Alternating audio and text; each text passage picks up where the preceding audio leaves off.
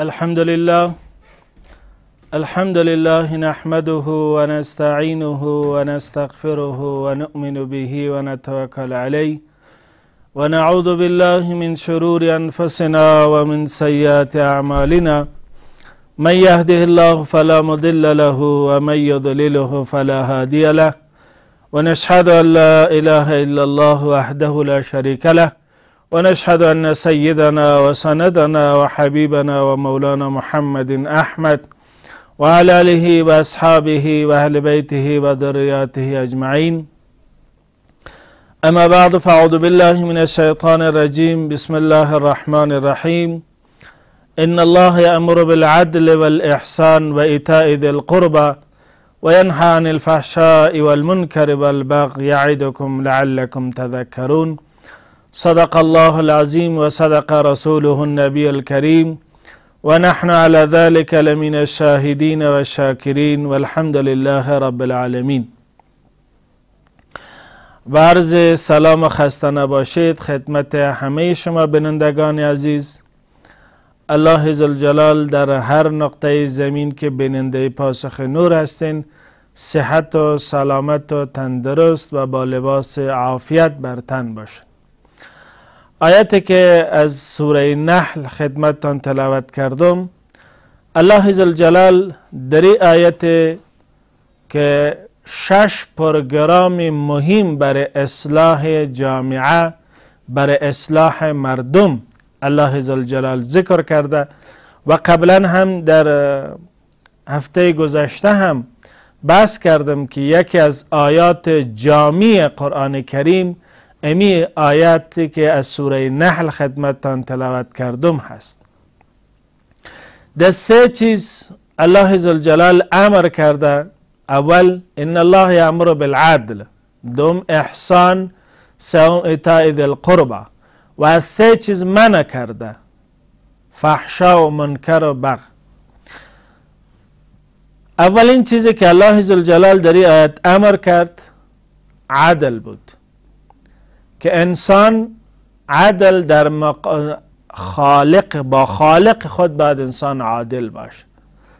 و ربی که تو را پیدا کرده و پروردگاری که رزق تو را ضامن شده و پروردگاری که لحظه ورود تو را به دنیا و لحظه خروج تو را از دنیا هم تعیین کرده و تمام خیر شر در دست از او هست، بعد انسانی که مخلوق هست با خالق خودش عادل باشه در تمام امورات زندگی.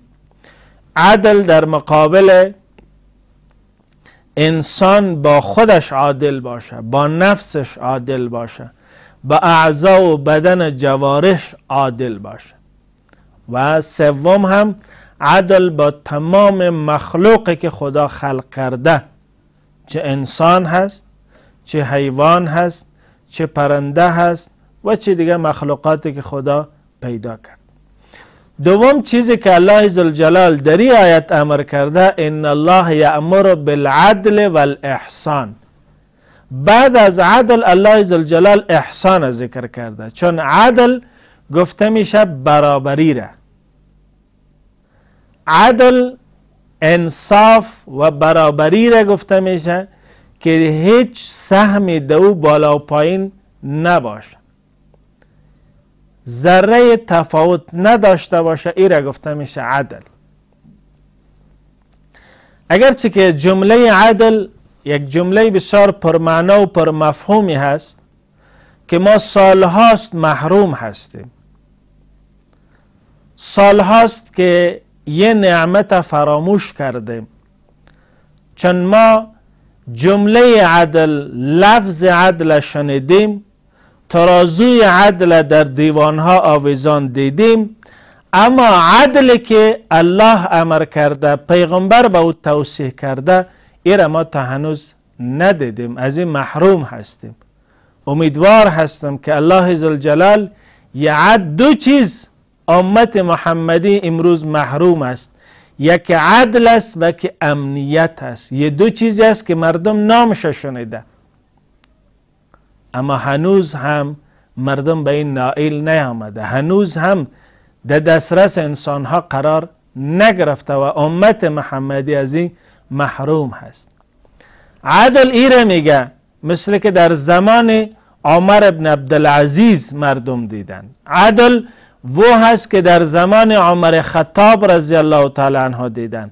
عدل و هست که در زمان خلفای راشدین، خلفای امویه و خلفای عباسیه و به این شکل تا خلفای عثمانیه در میان امت محمدی صلی الله علیه و سلم بوده است.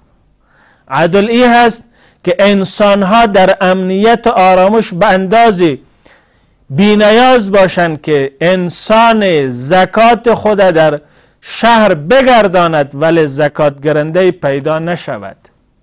عدل ای هست که خلفای اسلام امیرالمومنین ها بالای حیوانات گندم و دیگر دانه ها را بار کرده در کوه ها پخش می دادن تا در حق پرندگان وحشی صحرایی ظلم نشده باشه. او بود عدل. به هر صورت دوم چیزی که الله ذوالجلال در این آیت امر کرده و احسان هست.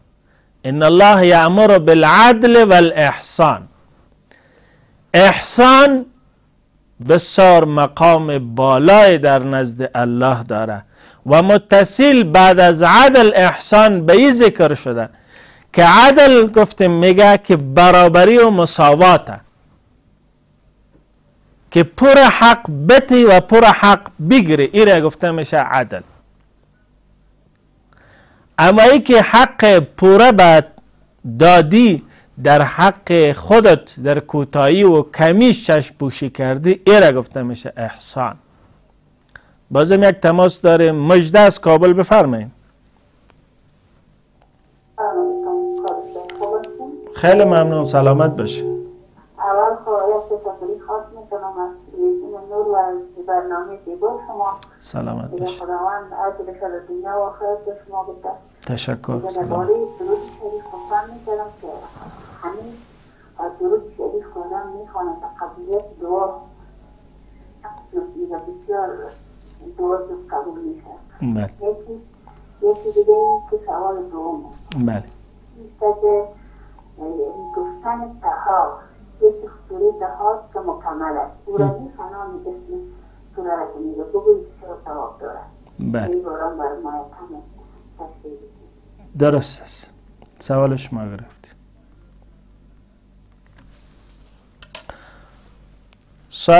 اولی که خواهر عزیز ما تشکری کردن از برنامه پاسخ نور و از دستاندرکاران تلویزیون نور. من هم به نمایندگی از شما تشکر میکنم. لطف احسان شماست که شما حسن نظر دارین. خداوند برای شما جزای خیر و سعادت دارین نصیب بکن. با عزت و سرفراز باشین و همیشه هم طرفدار و بیننده تلویزیون نور و خصوصا پاسخ نور باشین. سوال اول شما درباره درود بر پیغمبر صلی الله علیه و سلم و درود به خاطر قبولیت دعا.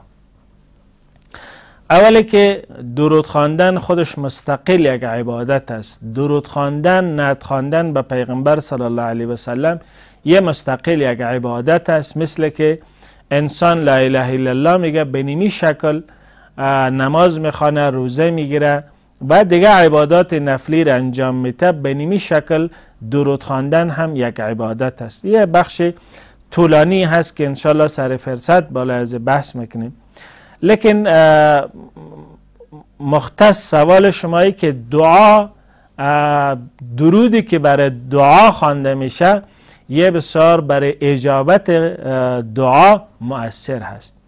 در هیچ شکی نیست. شما ببینین علمایی که اهل تبحر و اهل تجارب هستند و اونا وظیفات را در میان میگذارن، حتما در اونجا ذکر است که در اول و در آخر درود شریف باید خوانده شود. بعضی 3 مرتبه 11 مرتبه عددی را ذکر کرده. درود که برای دعا بهترین و خوبترین طریقه که تجربه شده هست و از استادا هم برای ما اجازه هست و ای هست که اول انسان حمد خدا را بیان بکنه، یعنی اول حمد و ثنای خدا را بیان بکنی و بعد از او درود شریف بخوانی و بعد از درود شریف خواندن شما میایین بعد از اینکه درود شریف خواندین انال دعایی که مورد نظرتان هست دیره میگن. مثلا 11 مرتبه درود شریف شما خواندین، درود ابراهیمی را خواندین یا هر درودی که براتان آسان و مقدور بود، 11 مرتبه ای را خواندین. بعد از او دعایی که مخصوص در نظر دارین، من قبلا هم گفتم نه که هر وقت خواستین دعا بکنین اول دعایتان یادداشت بگیرید. یک دعا دارین، دو دعا دارین، سه دعا دارین، یا بالای یک دعای عمومی دارین، یک دعای خصوصی دارین. این دعای خدا اینال با خدا در میان بگذارین. خدای ایره نصیب بکو، ایره نصیب بکو، از این شر پناه نصیب بکو، هر دعایی که عمومی شما داشتین. بعد از این دوباره هم شما باید مقداری که در اول خواندین، مثلا 11 مرتبه خواندین، در آخر هم 11 مرتبه درود شریف شما چی بکنین؟ دوباره بخوانین. و بعد اینال دعای شما تو تصور بکنین که شما اول و آخر درود شریف خواندین، در اول حمدم داشتین، بعد از حمد درود و بعد از درود دعا باز درود. یعنی شما دعای خود در میان درود شریف دستبندی کردین، اول آخر درود است، در وسط دعای شماست. یه دعا به هیچ عنوان رد نمیشه و در اجابت دعا هم هیچ شک وجود نداره. شما یک نامه ای که وقتی میخواین بسیار خاص باشه یا بسیار مهم باشه او را داخل یک پاکت میگذارین و داخل یک لفافه میگذارین و چسب مخصوصی که بالای از او شریشی که داره، چسبی که داره او را میگذارین و اونجا یک نشانم بگذارین که هیچ کسی پاکتی مرا باز نکنه. اینال وقتی که شما حمد و ثنا در خواندین، بعد از درود و بعد از درود خواندن، که شما بعد از اینکه درود خواندین در اول آخر درود در وسط دعای شما، انگار که شما دعای خود با درودی و با درود خواندن با پیغمبر صلی الله علیه و سلم در یک لفافه جور کردین که اول و آخر از درود است، محافظت از این میکنه و این دعا قبولیت از این هیچ شک نیست و بسیار مهم هست. این حتما باید دعا بدون درود و بدون حمد خدا هیچ دعایی اصلا قبول نمیشه. اصلا دعا وقت قبول میشه که یه حمد و ثنا با او باشه. بدون حمد و ثنا اصلا دعای قبول نمیشه. چون که هر وقت که دعا میکنه الحمدلله رب العالمین و صلات و سلام علی اشرف الانبیاء و المرسلین، اول الحمدلله حمد پروردگار، باز درود پیغمبر و بعد تو دعای میگه ربنا آتنا فی الدنیا حسنه و فی الاخره حسنه و قنا عذاب النار. پس این بسیار مجرب و بسیار مهم هست. دوم سوالی که به ارتباط شما طه را پرسان کردین، ببینین خواهر عزیز، در تمام اسماء الحسنا که در قرآن کریم، در اول قرآن کریم معمولا اسماء الحسنا را ذکر میکنن و در آخرش اسماء پیغمبر صلی الله علیه و سلم ذکر میکنن و هر صفت پروردگاری و هر نامی که برای پیغمبر صلی الله علیه و سلم گذاشته شده حتما دو یک حکمتی هست، دو یک خصوصیتی هست، دو یک مقام و مرتبه هست. برای این علمای کرام شما ببینین که مستقل کتاب ها نوشته کردن درباره اسماء الحسنا، درباره درود، درباره اسماء پیغمبر صلی الله علیه و سلم که دینی اسم اینی تاثیر هست. وقتی که تو اینی وظیفه را انجام میتی، مثلا یا رحمان و اغثنی را میگه خدا در دنیا تو را از پریشانی ها نجات میده، تو یا غنی را وظیفه میکنی قلبا غنی میشی، حرص چشم انسان از بین میره، حرصیت از بین میره و غیره. هر صفت انسان نه الله ذوالجلال در هر صفت خودش برای انسان یک اثر گذاشته. وقتی که شما به کثرت میگین یه تأثیری از او بالای شما چی میکنه؟ اثر میکنه. مثلا شما ببینین وقتی که یک مریضی برای شما پیش میآید، شما اولین کاری که میکنین یه آب روان میکنین پیش کسی که دنیمی آب دم بده، دم بکنه که اینجا ما یک مریض داریم. او میآید سوره آیتی از قرآن کریم بالای از این میخوانه، کف میکنه وقتی که آیت قرآن کریم خوانده میشه، کف کرده میشه، یه آب تبدیل به شفا میشه. یه آب اثری که در یه آب بوده، یه آب وقتی که شما آیت قرآن میخوانین، دم میکنین، یه تبدیل به یک دوا و به یک شفا میشه. مریض میخوره، خداوند برای از او چی نصیب میکنه؟ شفا نصیب میکنه. به این شکل در اسمای خداوندی و در صفاتی که برای پیغمبر صلی الله علیه و سلم ذکر شده، در هر کدام از اینیت یک اثر هست و برای هر اسمی و برای هر صفت مستقل یک تاثیر نوشته شده در کتاب ها که شما میتونین از اون طریق اسماء الحسنا ایره پیدا بکنین و اون چیزی که مقصود تانست برای ورد بکنین، دیگه هیچ مشکل انشالله نیست و یه مستقل هر کدام از خودش فایده زیادی داره. یعنی هر اسم پروردگار، هر صفت پروردگاری و هر اسم پیغمبر صلی الله علیه و سلم نه خدا یک اثر و تأثیری گذاشته. حتی در اسمایی که شما بالای انسان ها میگذارین، در اسما تأثیر است و این تأثیرش بالای انسان میگذاره. شما یک انسان اگر غلام نمگذارین و همیشه مزدور است، اما وقتی که اسم از او را یک اسم شاه ماندین، نگاه میکنین همیشه وقت در مقام و مرتبه خدا را قرار داده. برای همین خانواده علما را نگاه کنین، از شاه ولی الله آغاز میشه، شاه ولی الله و شاه اسحاق و شاه عبدالعزیز و غیر از ذالک. اسم نه تأثیر هست، هر اسمی را که شما بگذارین بالای اطفالتان، اما اثر بالای از او میآید. یک انسان میبینید که نامش زبیر است، میبینید در هر جای قهرمان پهلوان است، اما یک طرح غلام نام گذاشته، همیشه وظیفش کار کردن، مزدوری کردن هست. یه تأثیر هست.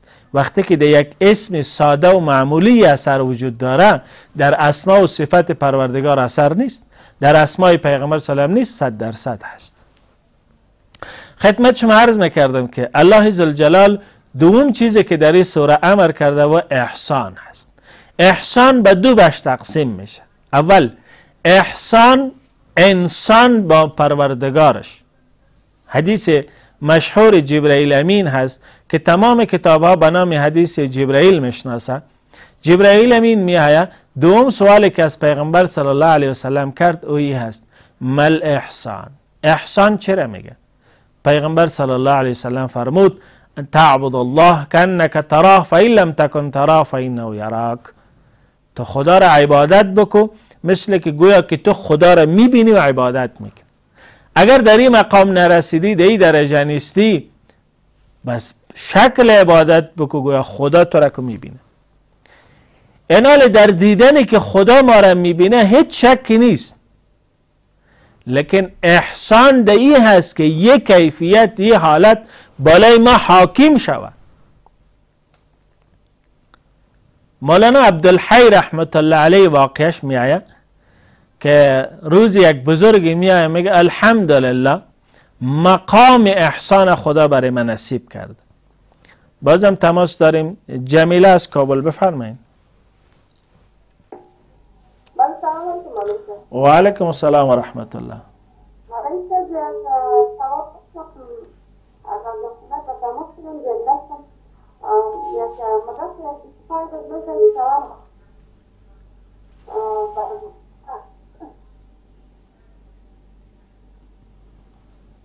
بله.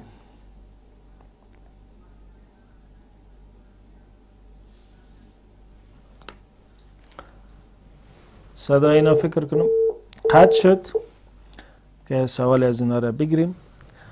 الله ذوالجلال احسان امر کرد و احسان و جمله است که در قرآن کریم بسیار آیاتی هست که الله برای محسنین و احسان کنندگان ذکر میکنه.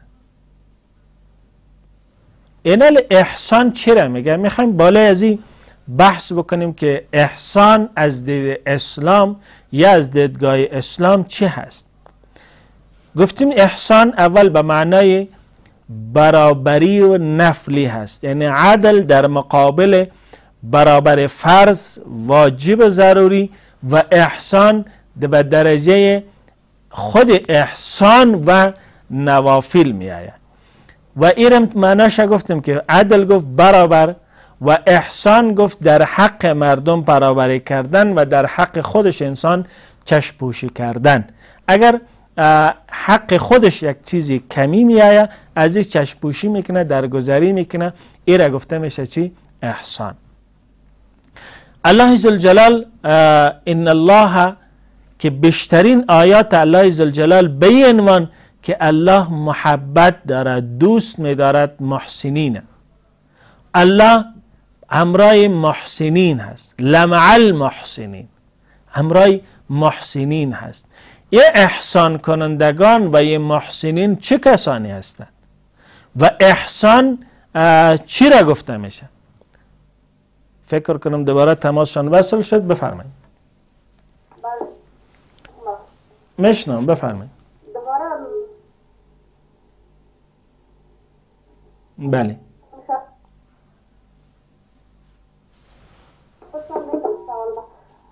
سلام علیکم مولوی. و علیکم السلام، بفرمایید.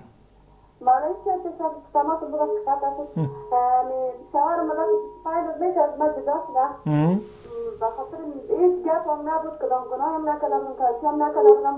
من تامی بچه ها که مرا دبیرون گفت ترا مادر تا بگو که ترا رایت مرا رایت دیگه با اینمی حساب مرا گفت دیگه ترا رایت مرا رایت بازمی حق مرا من با حسابم 10,000 تا بود ما حق مرا بر ما وقت داد دیگه گفت نه چیکار کنم کدام مشکل داری نیمه دیگه دم خانه مادر خود رفت زندگی میکنم با حسابی مدرکه بچه خیلی بود و من دیوار بودم گرفته بودم باز جاتا زندگی خود در خانه مادر خود میکرد مولوی صاحب باز اینا من حق من خوددار 3 ماه یا 4 ماه یعنی که من دست باشم این خستی دیگه من سرزی میشه یا نمیشه مولوی صاحب صحیح. یک حساب یعنی من تمام شدیم نشدیم سخت میکنم صحیح. سوال شما را گرفتم خواهر عزیز. سوال اول از اینا به این برمیگشت که حق مهر برای از داده شده. خب دیگه هیچ مشکلی نیست، شما حق مهرتان نگرفتین و جدا شدین. اینال عده‌ای که شما میگذارنین اما 3 قروء یا مشهور در عرفی که امروزی هست 3 ماه، یه خرچ مصرف 3 ماه شما بالای از اونا میآید، بعد اونا ایره برای شما پرداخت بکنن و بعد از اینکه یه خرچ مصرف 3 ماه شما را پرداخت کرد، باز بالای از او حسب توانی از او یک متاع میآید که و برای شما مثلا حسب توانش یک لباس، یک وسایل مختصر حسب توان خودش میگیره و بعد شما را رخصت میکنه. این هست از دیدی عده و خرچ مصرف که برای شما میرسد. تا وقتی که شما در عده می باشین خرچ مصرف شما بالای از او لازمی و ضروری هست که بعد بپردازه. یک. دوم قضیه‌ای که به این گفتنه که تو را رات و مرا رام، یا در میان ما و تو دیگه چیزی نیست، یا ما و تو از هم جدا شدیم، به این الفاظ طلاق میشه یا نمیشه؟ بله خواهر عزیز، این الفاظ صریح نیست، البته الفاظ کنایی هست. یعنی اگر شوهر تو نیتش از امی گفتن، از امی جمله، از امی حرف، از امی گپی که زد که تو دیگه برای خودت، ما برای خودم، یا ما تو از هم جدا هستیم و غیر ذالک جملاتی که هست، این الفاظ کنایی هست و در الفاظ کنایی نیت شوهر طلاق باشه، طلاق واقع شده. اگر نیت از او طلاق نباشه، با دور پرسان کرده میشه که هدف تو، غرض تو از این جمله گفتی چی بوده. ولی چون که قرینه‌ای که در میان موجود هست که او آمد حق مهر شما را پرداخت کرد و شما را فارغ کرد، از این معلوم میشه که یه نیتی از او، حرفی از او طلاق بوده، طلاق شما واقع شده. شما اما خرچ مصرف 3 ماهی که در عده هستین از اونا میگیرین و بعد از اینکه عده پاره شد دیگه اونا برای خودشان میشه، شما برای خودتان میرین، دیگه کدام مشکل واقعی نمیمانه. من عرض میکردم که انسان احسان چی را میگه؟ که انسان زندگی خود به چه عیار میسازه؟ و به عدل احسان هست.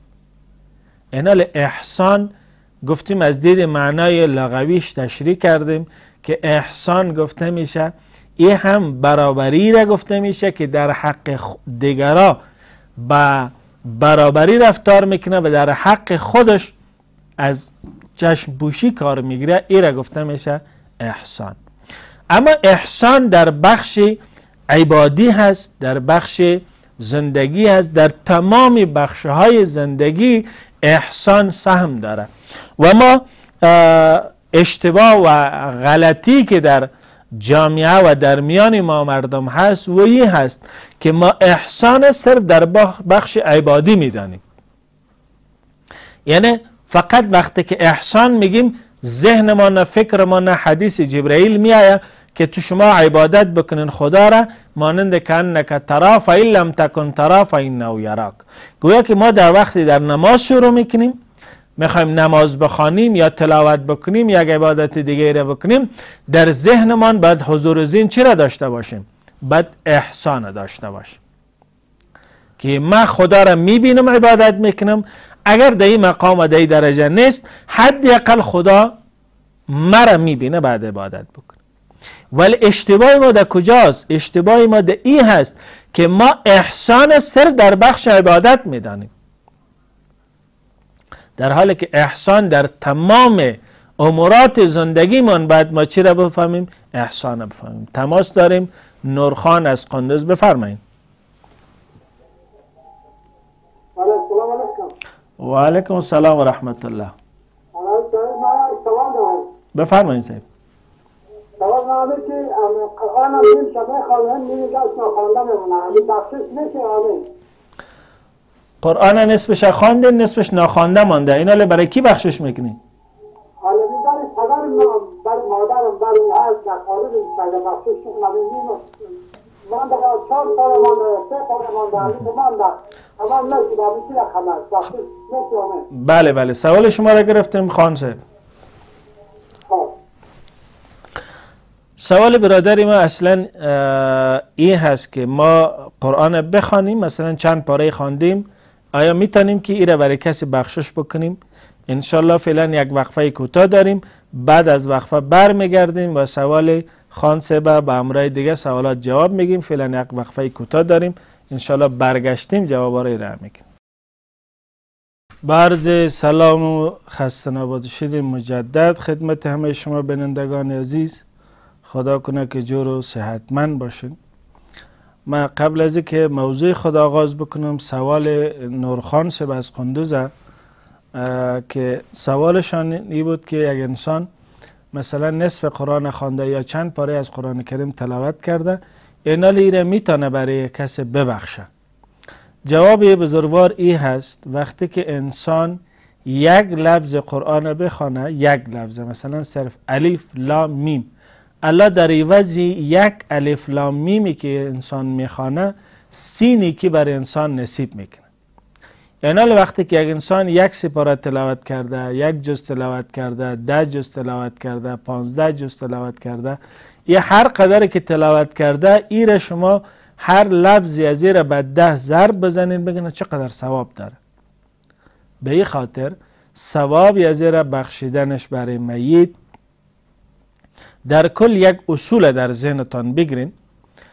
وقتی که انسان خیری انجام میده، مثلا تلاوت قرآن کریم انجام داده، خیرات کرده یا روزه گرفته، نماز نفل خوانده، یه را به 2 صورت شما برای گذشتگان میتونین ببخشین برای مرحومین. اول دست جمعی است که شما دستتون بالا کردین گفتین خدای ثوابی از این را به تمام مؤمنین و مؤمنات و مسلمین و مسلمات بخشیدین. یه برای تمام عالم برزخ نه، برای تمام مسلمان ها میرسن. اونجا یک سفره شکل و مثال یا تمثیلی که ما باید بفهمیم این هست که فکر کنید یک سفره عمومی بسیار بزرگ باشه، هر کس بتونه از او استفاده بکنه. دوم شما خصوصی میبخشین. خدا من 10 پاره قرآن خواندم، 1 پارهش برای پدرم، 2 پارهش برای مادرم، 3 پارهش برای فلان، 4 پارهش برای فلان. این هم یک طریقه است و این هم از این طریق هم تو میتونه که ببخشی. اما 1 لفظ هم میتونی برای مرده ببخشی، 1 جز هم میتونی ببخشی، 10 جز هم میتونی، از این هر قدر که تو تلاوت کردی میتونی ببخشی، هیچ اشکالی نداره. بازم تماس داریم. شازیه از لغمان، بفرمایید. و علیکم السلام و رحمت الله. نام دختره که نمایش است، یک شامینا، یکی فاطمه، یکی سارا، این نماز است؟ بله، سوالتان همی است؟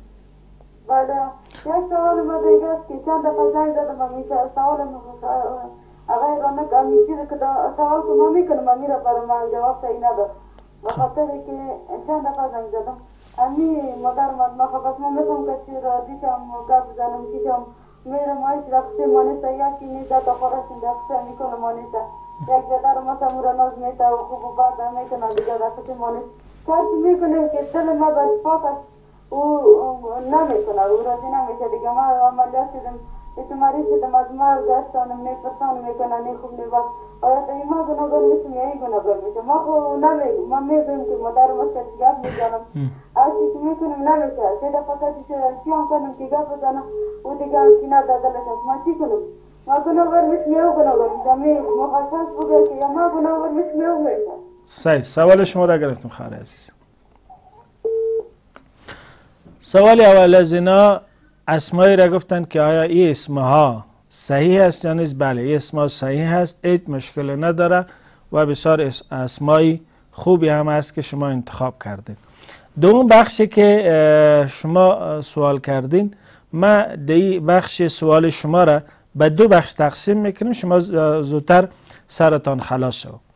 اولی که البادی و بالسلام بری من الکبر، پیغمبر صلی الله علیه وسلم میگه که سبقت کننده به سلام یه از کبر دور می باشه، از کبر و غرور و خودنمایی پاک می باشه. اینا اگر اول تو سلام کردی تو از این مشکل خلاص شدی، تو وظیفت است که بری سلام بکنی، مادر خوب استی، احوالش پرسان بکنی بیایی و این توقع هم نداشته باشه که بعد اینمی رفتاری که من کردم مادر هم در حق من انجام بده. یک مسئله.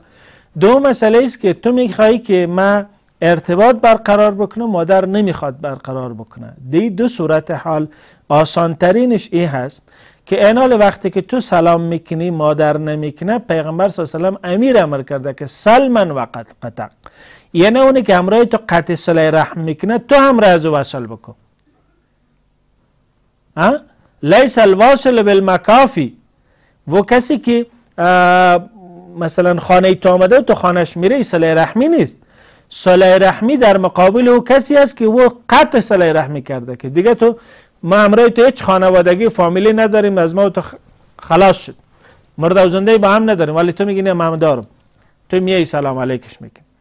اینال اگر با وجود از این کار تو انجام دادی مادر نمیپذیره، و گناهگار میشه، تو گناهگار نمیشه. ولی گناهگار به این مطلب نیست که خب ما رفتیم مادر نپذیرفت خلاص وظیفه ما دیگه اینال مرده و زنده دیگه نداریم، نه، به این خلاص نمیشه. و با وجودی که گناهگار او میشه که چرا همراه تو همراه خواهرای تو همراه هر کسی که از اعضای فامیل است قطع صله رحمی میکنه و گناهگار هست، اما با وجود گناهگار بودنش یه حق اینال تو نداری که بگی از ما خلاص شد. نه، وظیفه تو است بری پشت دروازش بری سلامش بکنی، کلامش بکنی، تحفه برش ببری. اون چیزی که رنجیده از شما، حتما یک علتی است که از شما رنجیده، و سعی بکن که و رنجش از بین ببره، انشالله خوب میشه. اگر با وجودی سعی تلاش اونا نپذیرفتن، اونا گناهگار میشه، تو گناهگار نمیشه. این هست جواب سوال شما، هم از بخش حدیث و هم از بخش سریع که گفتین که برای کسی برای ما جواب سریع نمیگه. اینی است شما تلاش تا نبکنی، اگر اونا نپذیرفت و گناهگار. اگر تو یک مرتبه رفتی و ناراحت بود و دیگه گفته خبرو که نمیپذیره ما نمیرم، در این صورت تو گناهگار میشی. به خاطر هر وقت باید بری خبرش بگیری چه او پذیره چه نپذیرفت. اگر پذیرفت نور انا نور، اگر نپذیرفت تو اجر ثواب تا گرفتی و گناهگار او شده. خدمت شما عرض میکردم که احسان در مقابل عبادت ما تصور میکنیم.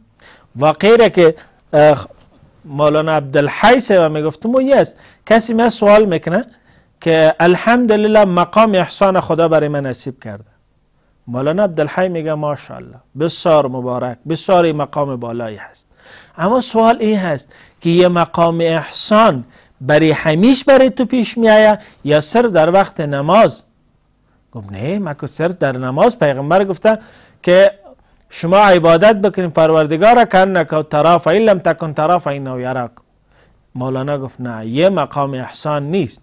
مقام احسان این هست که در هر لحظه زندگی تو خدا را حاضر و ناظر بدانی، در تجارت، در کاروبار، در رفتار، در هر لحظه زندگیت وقتی که تو خدا را حاضر دانسته که خدا مرا میبینه، یه مقام احسان است.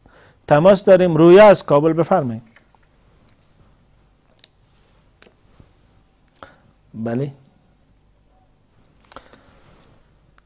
اینال وقتی که این مقام دانستیم، پس احسان با پروردگار ای هست که ما با اموری که ما دوچار هستیم باید محسن باشیم. مثلا ما وقتی در دکان میریم برای فروش، جنسی که میخوایم میفروشیم، باید خدا حاضر باشه بالای سرم که خدا مرا میبینه.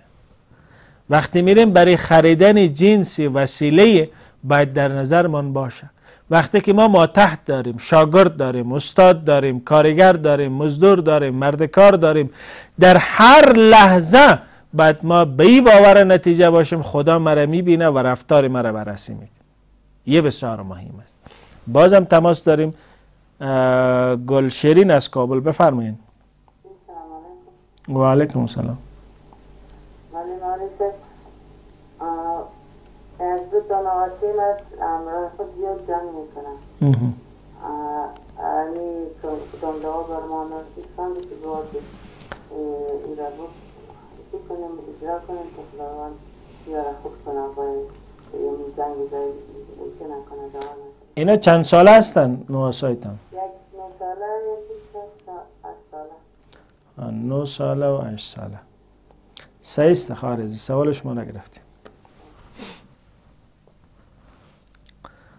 اولی که علت جنگی که نواسای شما میکنه بدون علت نمی باشه. هر وقت که یک نواسه ترجیح داده شد برای دیگهش، یه در میان از اینا یک برای یکش لباس بخره، برای یکش نخره، برای یکش آیسکریم بخره، برای دیگهش نخره، برای یکش یک ناز بده، یکش نته، یه سبب جنگ از اینا شروع میشه.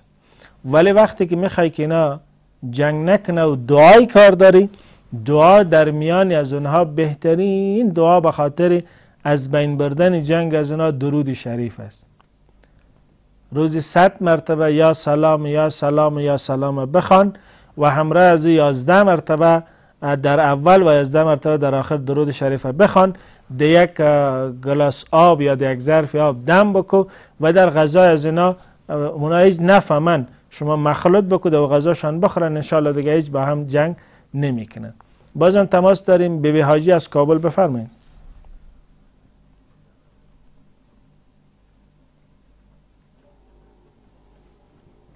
سلام علیکم علیکم. و علیکم السلام و رحمت الله و برکاته. گرچه که استان از دیدگاه اسلام از پروگرام شما مدام میخوایم که راجع برای چی پرسان کنم مولای سید محترم قربانی خودم معلم متقاعد بودم باز از قیده تقاعد خود اقلال ما چی میگرفتم قربانی را حال خود من در 2 سال ندادم تقاعد من امارات اسلامی یک بچگه که خرچ من میتر من چی کنم میره بگیرم قربانی سال بکنم نکنم. بله، سوال شما را گرفتیم حاجی سید محترم. سوال مادر ما حاجی بیبی ای هست که من هر سال پول تقاعدی خودم میگرفتم و از این پول قربانی میگرفتم. اینالی 2 سال میشه که امارت محترم اسلامی تقاعدی ما را نمیده. اینالی ما همراه قربانی چی بکنیم؟ مادر عزیز، قربانی ارتباط به نصاب شما داره که شما غیر از تقاعدی دیگه هم کدام سرمایه کدام چیزی دارین یا ندارین. اگر داشته باشین قربانی بالای شما واجب میشه. چیز برای شما تقاطع را بتنم بالاتان واجب است، نتنم واجب است. اما اگر وقتی که قربانی بالای شما واجب نباشه و شما هر سال قربانی نفلی میکردین، اما قربانی نفلی نه که فعلا توانش ندارین، بالای شما اصلا قربانی واجب نمیشه. شما مطلقا خودتان یک بررسی بکنین که از وسایلی که اضافی دارین، سرمایه‌ای که دارین، شما مقام درجه نصاب هستین یا نیست. اگر غیر از همین ماش تقاطی دیگه شما هیچ سرمایه‌ای ندارین، مثلا خانه اضافی ندارین، دکان برای تجارت ندارین، دیگه چیزی ندارین، یعنی وقتی که این نیست اصلا قربانی بالای شما واجب نیست. شما اگر کردین هم نفلی بوده، خدا اجر ثوابش براشتان نصیب میکنه. اما اگر وقتی که او نفلی بوده، این حالی که در توانتان نیست. اگر غیر از او دیگه چیزی دارین که مثلا قربانی بالاتان واجب میشده باشه، چه تقاطع را بته چه نه بالاتان واجب هست. یعنی حالا شما خودتان ببینید که صاحب نصاب هستین یا نیستین، بالاتان واجب نیست. وقتی هستین بعد بکنید. به این خاطر معمولا بعضیا احسانا قربانی میکنن در حالی که بالاشان واجب نیست. بسیار کسایی هم هستن قربانی بالاشان واجب هست ولی خودشان به انصافانه و به رحمانه قربانی نمیکنن. به خاطر شما که شوق علاقه زیر دارین، خدا براتون نصیب بکنه. اینا اگر حد نصاب نباشین بالاتون واجب نیست، نفلی اختیاری است. اگر به اختیار خودتان کردین خدا اجرتان میته، نکردین کام گناهی نکردین. تماس داریم. رویا از کابل، بفرمایید.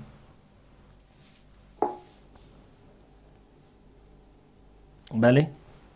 سلام علیکم. و علیکم السلام و رحمت الله.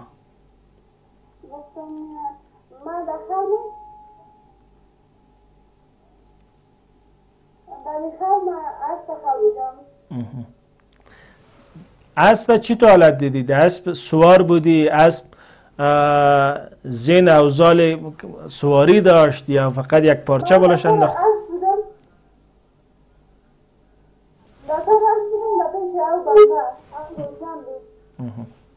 نه همی اسبی که شما سوار بودین رنگش چی رقم بود و زین اوزال داشت، یعنی که صرف یک پارچه بالاش انداختگی بود؟ سفید. رنگش سفید بود. زین هم داشت؟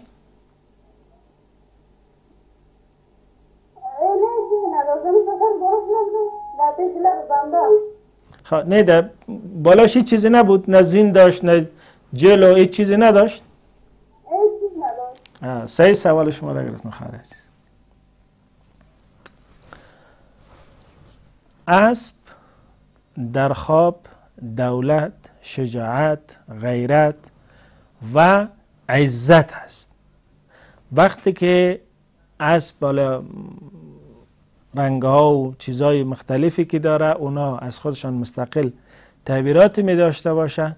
اسب سفید وقتی که شما در سوار هستین یه تعبیرش به عزت، به عزت و آبرو هست و انشالله هیچ مشکلی نیست. و آبی که شما دیدین همون ذات مهم نیست، ولی اینمی اسبی که سوار شدین بسیار مهم است که یه دلالت به عزت و عفت و به شجاعت و غیرت میکنه که بسیار یک خواب خوب است. مبارکتان باشه. اما اگر اسب که شکل ببینی که یک کمپل یا یک جیل کلان بالاش انداخته شدگی است و هیچ چیزی نداره تا سوار هستی، باز تعبیرش کمی خطرناکتر میشه. اما اگر اسب با امرای زین افضالی که برای سواری آماده میکنن به این حالت باشه، باز تعبیرش خیلی خوب و نیک و مبارک است. خدمت شما عرض میکردم که احسان در تمام لحظه زندگی باید انسان الله را حاضر و ناظر بدانه. ایره میگن احسان، ان تعبد الله کانک تراه، که یعنی تو خدا را شکل عبادت بگو که تو میبینی خدا را.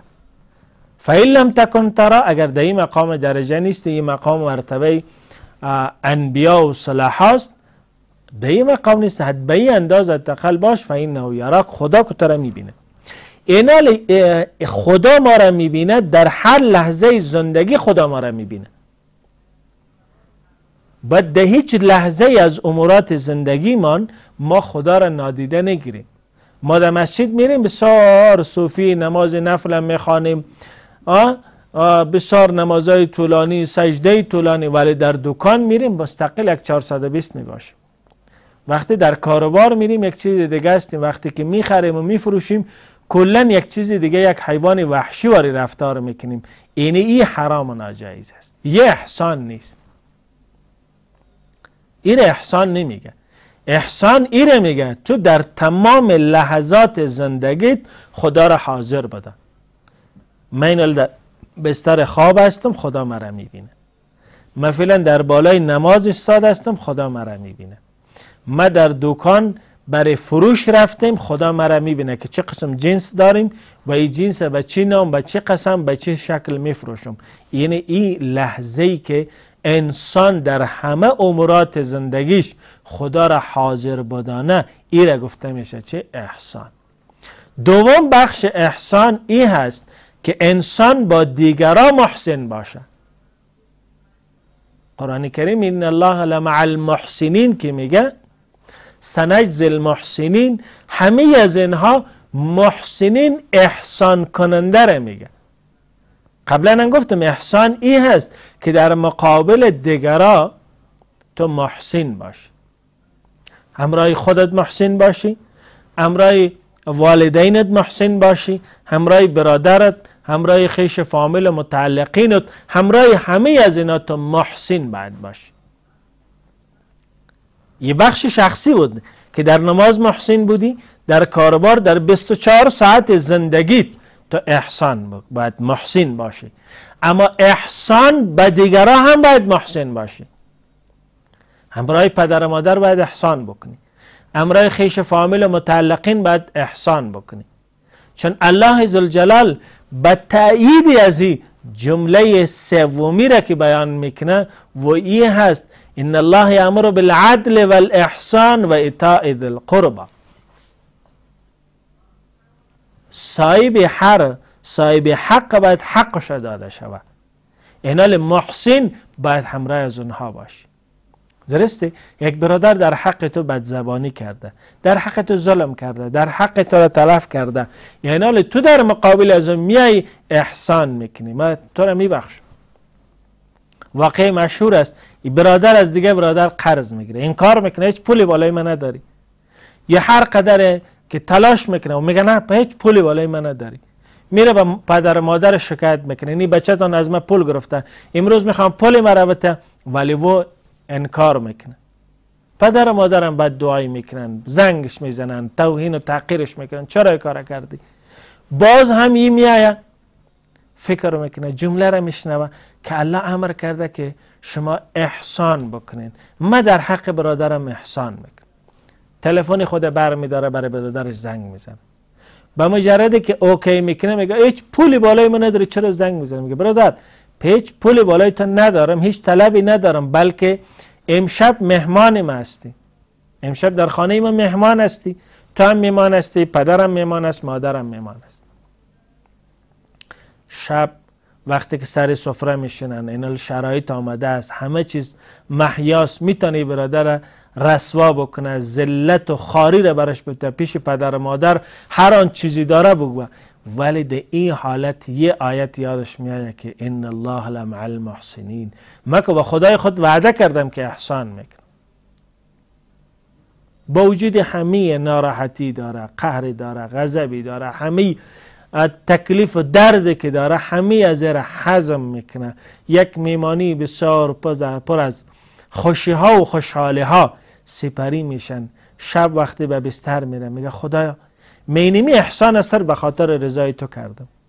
شب خواب میبینه که در حالت طواف حرم هست، خانه کعبه بیت الله معلا و معظمه، طواف میکنه، یک نفر در شانه دستش میزنه، نگاه میکنه محمد رسول الله است. میگه تو در حق یک بنده احسان کردی، تو اولادی مستی، فرزندی مستی، در حق برادرت احسان کردی، به این خاطر خدا تو را بخشید. این مقام احسان دست کم نیست. امروز چرا ما همه من از یک دیگر من شکایت داریم؟ چون همیشه وقت دنبال عدالت هستیم، هیچ وقتی از احسان کار نگرفتیم. اینال برادر با برادر خفه است، اولاد از پدر و مادر طلبگار هست و برادر با برادر، خواهر با خواهر، همگی ما از یکدیگرمان خفه هستیم، قهر هستیم، ناراحت هستیم، حرف زنن ترک کردیم. چرا؟ احسان فراموش کردیم. محسن که پروردگار میگه من محسن دوست میدارم و محسن سان کنار گذاشتیم. تماسی داریم. لیلی از کابل بفرمایید. سلام علیکم. و علیکم السلام و رحمت الله و برکاته. در خواب دیدم که در خواب میدیدم که همین کلمه طیبه را با صدای بلند میخوانم. دیگه در آسمان یک چیز رو میدیدم با این کلمه طیبه را بلند میخوانم. سوال شما را گرفتیم مادر عزیز. دیگه سوالم این که بعد از نماز صبح هم که با آیت الکرسی شریف میگه بخوانیم ثواب داره. سیس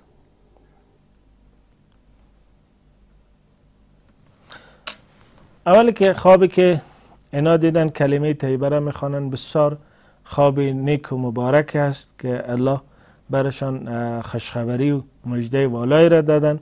دومی که بعد از نماز صبح آیت الکرسی را خواندن، بعد از هر نماز، یعنی بعد از صبح، بعد از شام، بعد از شام، بعد از صبح آیت الکرسی را خواندن ثواب بسیار زیادی داره.